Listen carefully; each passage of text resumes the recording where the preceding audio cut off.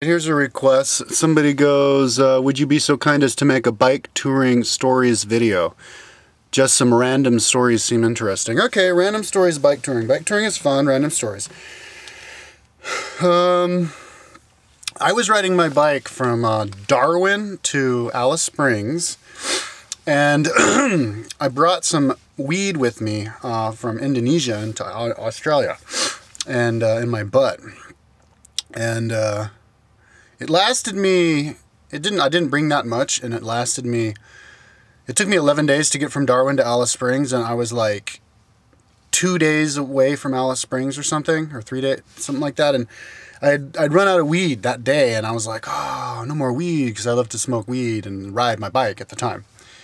And now I don't like to smoke weed and ride my bike. I like to listen to music and ride my bike. But, yeah, then I would smoke weed, listen to music, ride my bike. And so I look down and I see this pipe in the road. So I pick it up and it was just totally packed with resin. So I scraped it and it got me totally high all the way into Alice Springs. It was pretty cool. And then I bought weed, bought like an ounce of weed in Alice Springs, which lasted me all the way for like 2 months after that, smoking my ass off, and it was freaking awesome. Yeah, oh, one time I was bike touring and I was camping in Australia. And I wake up and there's this like coyote looking dog, like licking my face, and I'm like, I get up and I'm like, what? And he's like, huh? And then I scared him away. But anyways, he was trying to be my little buddy. One time I was bike touring in Peru, and I was in Arequipa, and there was this huge earthquake. It was like the biggest earthquake in like 130 years, and it actually toppled the spire of their church, and all these huge blocks were falling off the buildings, and you could feel the whole like earth shake, and it kicked up the dust of the whole city, you know, so you couldn't even see the mountain right there. And then I rode my bike away from it a couple days later, and I'm riding up some hill, and the whole road is blocked because in that earthquake it knocked these huge boulders onto the road. And so I saw the whole road was destroyed, and all these people were backed up, and they're like, what's going on? I was riding my bike down and be like, yeah, there's boulders in the road. I don't think you're gonna be, you know, getting past here today. Yeah, so let's see, what's another one? One cool day that I had was I rode my bike from, Durango to, San Diego once, in 5.5 days. So I rode my bike from Cortez to San Diego in 5 days, and, but I had like an ounce of mushrooms with me and weed, and one day I ate like a 1/4 ounce of mushrooms or something, and I rode my bike, and I remember riding down some, like, you know, it was like the highway, but it was one way, so I didn't have to worry about the cars in the way, so I was like speeding down it, and it was totally awesome, just like a race car, you know, and that was really fun, dude. That was back in the days when I could trip mushrooms and still maintain my balance. I can't do that anymore for some reason, like age or something, I can't, but that was fun.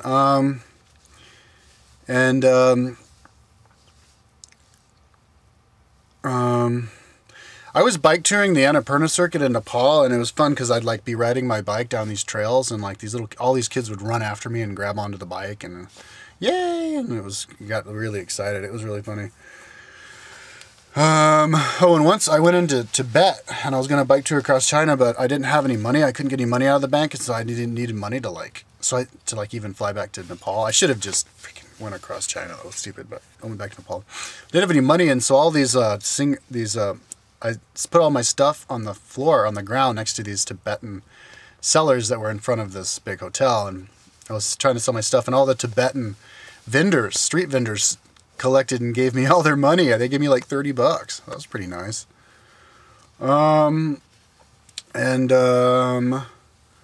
Let's see. Well, how about my most recent bike touring experience? Some of the coolest bike touring you could ever have is up in Scandinavia, above the Arctic Circle, in the summertime, where the sun literally never goes down and it never gets dark. Because you don't get bored. Like, riding at dark can be kind of boring, even if you have light. But if it's light out, it's kind of like it's the day, and you really don't really have a reason to stop. You can just keep going until your body gives out on you, and that was really interesting. I'd ride, you know, I rode, and I actually did kind of ride until my knees were giving out on me, and I could have ridden even more up there, but I had to meet my brother in Trondheim, and so I had to like hurry, and so I ended up taking the bus. But if I was tougher, I could have tried to ride there, but I just didn't want to take any chances. But yeah, that was pretty fun. Let's see.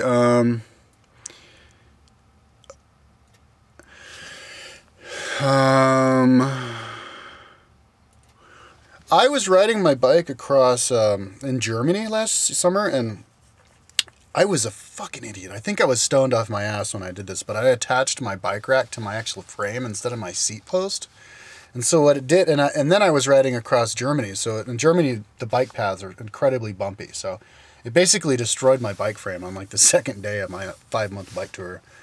And so I had to have it re-welded like 6 times while I was out there. But the first time the bike frame straight up cracked, I was in Germany right after, do I want to say Mainz? It was right after where the Rhine ends, and you know, a couple days before hitting Switzerland. And it cracked, and I looked over, and there was this, right there was this car auto body shop. So I went in there, and they welded it together and didn't even charge me. It was pretty cool, and let me film it and everything. It's a YouTube video, so that was pretty cool. Yeah, and then my bike rack kept breaking. I have like a Jimmy rigged bike rack now. It's like totally welded together and everything. And once these Finnish dudes welded it back together and made it like with their own design and made it super strong, and that was really cool. And they didn't even want to charge me, so that was pretty cool.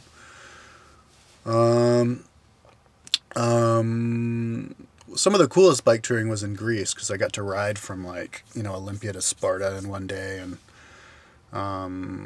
you know, retrace the trails of the ancient Greeks and stuff. That was really fun. I wish I'd done that in Italy. I definitely should have done that in Italy.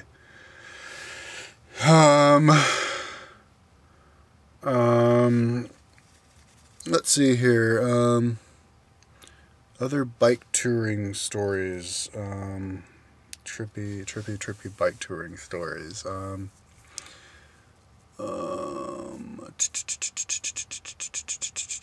I rode my bike from Austin to Mexico City, and I rode my bike from, well, there's this ancient Mayan ruin called El Tajín, and there's I think it's called, it's not called Cozumel. There's some, I can't remember what it's called, but there's this Mexican town just north of it. It's one of the big ones right on the coast, and I rode from there to Mexico City one day, and so it went from sea level up to the valley where Mexico City is, which is at 7,000 feet.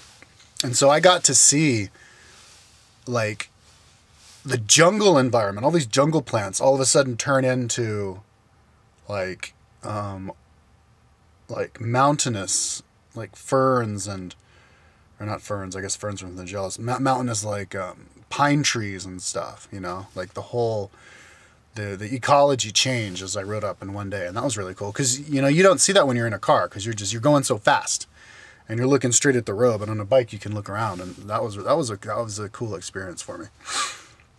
I rode my bike across Kansas once, and I slept in a field of corn, and I was eating the corn in the morning, and it was the biggest, juiciest, most delicious corn ever. It was so amazing.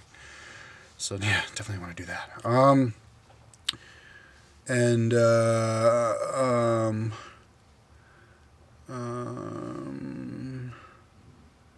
I saw some cool stuff in the sky riding across Australia at night. Like once I saw this thing flying across the sky. I guess it was a comet, but then it broke up into all these different pieces, and then the pieces that broke up were like zigzagging, which was really weird because like comets don't, I mean, like what was making it zigzag? It was just strange. That was pretty cool to look at.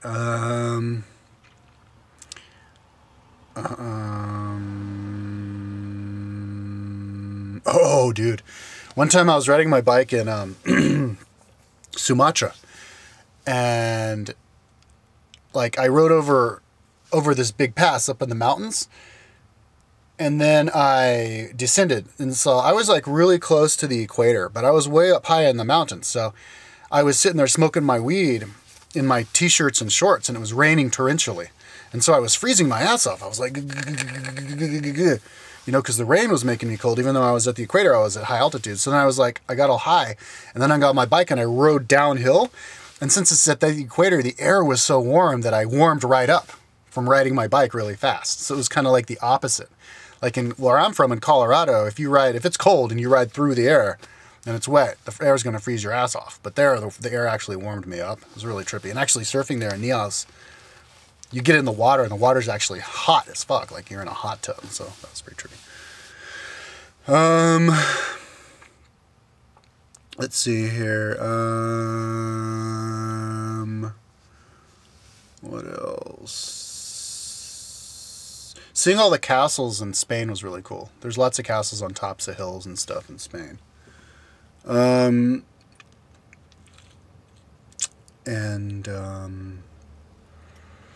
was bike touring in England, and I flew to London 3 days after Princess Diana died, and I was riding my bike, and I was randomly in some town like 60 miles north of London, and I'm riding through some town, and I see all these people dressed in black standing next to the side of the road, and so I go up to some lady cop, and I'm like, yo, what's all these people we're dressed in the clothes and stuff? And she's like, Diana, Princess of Wales, is going to come through here. I guess it's where she was from originally, and so I kind of stood on the side of the road, and like half hour later, like the little hearse drove by, so I threw a flower on top of it that I saw on the ground. Let's see here.